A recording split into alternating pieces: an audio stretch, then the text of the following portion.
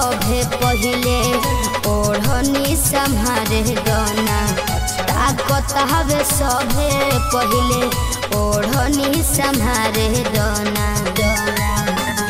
होली में चोली रानी लसारे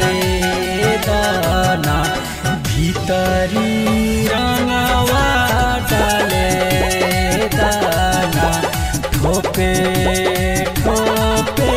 झरे दाना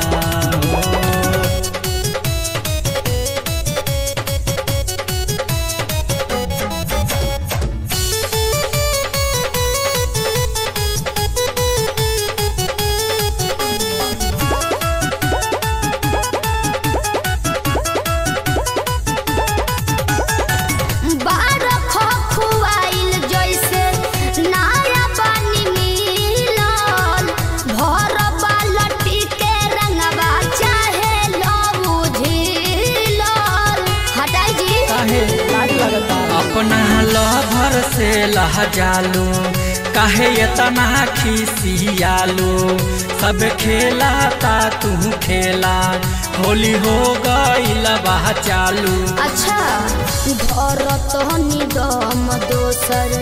कपड़ा बदले दोना ठीक बा भरत निगम दोसर कपड़ा बदले दोना होली में चोली रानी लसारे दाना भीतरी रंगवा डाले दाना ठोपे ठोपे झरे दाना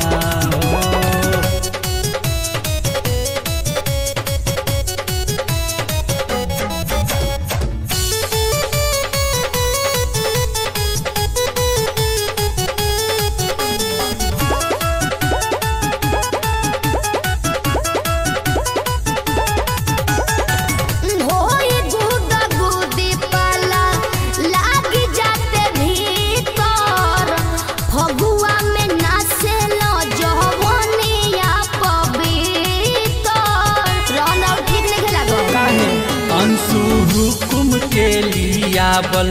रंगवा करे बना जियान सब तोहरे पसा भाईब नाही दोसर बा मेहमान नाही मोहन बत रंग हमरो के उछाले दोना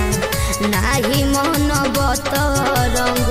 हमरो के उछाले दोना होली में चोली रानी लसारे दाना भीतरी रंगवा डाले दाना ठोपे ठोपे झरे दाना हो झरे दाना हो।